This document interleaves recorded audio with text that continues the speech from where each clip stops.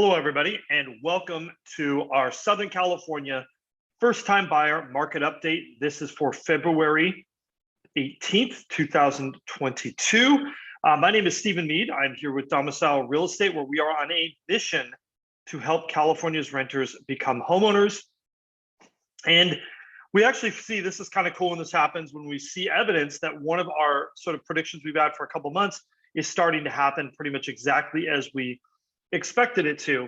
And we kind of see some interesting results that are happening. One of the things that we've been trying to figure out is how much will these rate increases affect the market, especially in that entry level space. What kind of changes are necessary to sort of alter some of those market dynamics? And we actually see a little bit of evidence of that happening. One of the things that we get to enjoy is because we run two sets of stats on a weekly basis. So we run our first-time homebuyer stats, which is this video, but on Tuesdays, we also run sort of whole market stats where we divide by under 1 million and over 1 million. And what I think is kind of interesting to see is how kind of those different price ranges react. How much different are we seeing a market for entry-level home buyers versus, say, that $1 to $2 million category? So we're going to go ahead and jump in here because I kind of have some interesting news that I want to share with you. So first things first, let's talk about prices. And I kind of gave my speech, I think, a couple of videos back about why I'm worried that I wish we had something better for prices. But I want you to pay attention here and look what's happening in this condo category. I mean, I don't care about these ups and downs and fluctuations. Look at the shape of this curve real quick for our entry-level single-family homes here in blue. It's I think once you look at probably past July or so of last year, it's actually fairly constant. And then look past July in our condo market, it is definitely swinging up. One of the things that we've talked about in the past is that we're going to see that condo market tighten and get more competitive. And while we've seen inventory dropping, we haven't really seen prices reacting. And now we are finally starting to see those prices really reacting to that increased competitiveness in that market for condos. So condos on the blue line here, entry-level condo, 2-bedroom, 2-bath, we have hit a new high of $550, a pretty big jump. Total monthly payment, we're seeing another jump here. I mean, look at where we were. Last year we were in that high 2,900s. We are at over 3,600 here for our condos in February of 2022. And I think what's really happening is two factors. So the first one is what we all know, right? Interest rates have gone up. That makes payments go up. That's pretty easy math. Most of us understand how that works. But the other part, again, is this competitive level that we're seeing in condos that we never saw before. And really, we've got several pieces of data that support this. And I think I've mentioned this before. One of the reasons why we use a bunch of different statistics that touch upon similar things is because we're looking for that corroboration. When we see multiple items of data pointing to the same conclusion, when we have multiple things that all say condo market's getting more competitive, we feel a lot more confident when we come out there and say that condo market is absolutely getting more competitive. It is not your imagination. It's really happening. So jumping back in here, so our monthly payment, and then when we see how this really affects people, right, is, there were points back in 2018, our entry-level single-family home, you needed $82,000 to qualify. Here in 2022, you need almost $90,000 of household income to qualify for the median for our entry-level condo versus our entry-level single-family home. So again, we're seeing those increased prices and higher interest rates reflected in this qualifying ability that you need in order to hit these numbers. So here's our absorption rate. And again, we see something else, a very, very strong condo market, 99% here, meaning pretty much everything that comes on the market, homes are flying off the market, going into escrow at about the same rate they are coming on for condos. We did see a little bit of a drop here in that entry-level single-family home to 84%. I don't know whether that is a function of some new inventory that's finally coming online or whether that is a softening market. I think we're gonna have to wait and see. Are interest rates actually affecting these entry-level home buyers, reducing their purchasing power, maybe even pushing them towards condos? We had a commenter a couple of weeks back ask, do we think that we're going to see buyers changing teams, going from team single family to team condo now that that is what they can afford? I think absolutely we will start to see that, especially if interest rates continue to rise. So here's another interesting one for me. And this is looking at our total inventory. I just want, again, because I can't say this enough, look at where we were last year for condos. We were around 1,300 units. We are around 650 units today. So we are basically down 50% on inventory from a year ago. I mean, that just has to affect the market dynamics.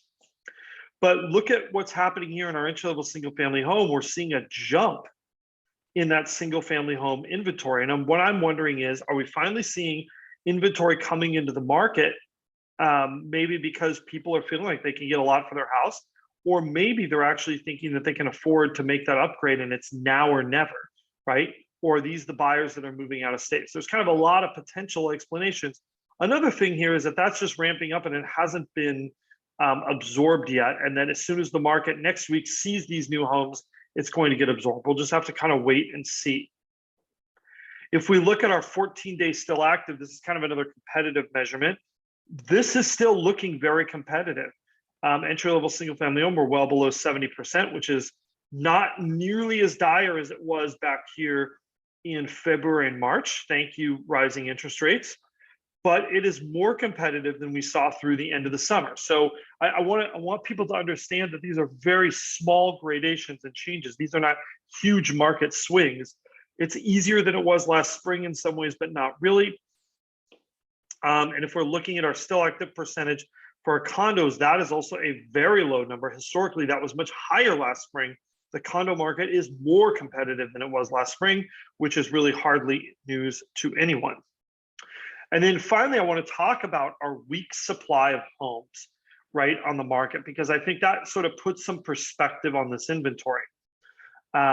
Even if we're seeing that the number, that inventory is going up a little bit for single family homes, it turns out that buyers are snapping it up because look at this weak supply of homes is not going up that much. It went up a teeny bit. The other thing that we've got going is an inversion, and something we've never seen happen before. We are almost at the exact same amount of inventory for entry-level condos as entry-level single-family homes. Look at this graph. Take a look at where we were last year at this point in time. We were almost double. In fact, we were right about double the weak supply of homes for condos versus single-family. Look at how much this has tightened. We are at almost the exact same number for condo and entry-level single-family homes, meaning if no new homes came on the market, based on the current rate of buyers going into escrow, we would have less than 3 weeks of inventory on both of those. So, you know, if you're looking at this from entry-level single-family homes, the inventory crisis is bad, but not as bad as it was last year in terms of that run rate of houses. But if you're looking this as total entry-level accessible inventory, when you add in those condos, at least we had a ton of condos for sale last year. We don't have that this year. We don't have that extra option. So I absolutely think that some buyers are switching from single family homes and taking another look at condos. So, you know, somebody asked me if I were a home buyer, would I buy a home in this market? And I really don't like answering these questions because, you know, the decisions that I make may not be the decisions that you would make. But with that said, enough people have asked me, and I'll tell you, and this is just my opinion, I absolutely would. I think that we may be heading for a prolonged period of, if not high interest rates, higher interest rates than we've seen. I will tell you this, though. I think as a buyer, I might say I'm totally willing to go into a market like this. I might even be willing to overspend on the house a little bit, but I'm going to make sure that it's something that I actually want, right? One of the lessons that I learned personally, you know, in the Great Recession and the housing market downturn, you know, I bought a house in the summer of 2005, which wasn't the worst time, but it wasn't exactly a great time either. You know, looking in hindsight, but one of the things that for me made a huge difference was I bought a house that I absolutely loved. So even when I was underwater on that house, I paid 5% down.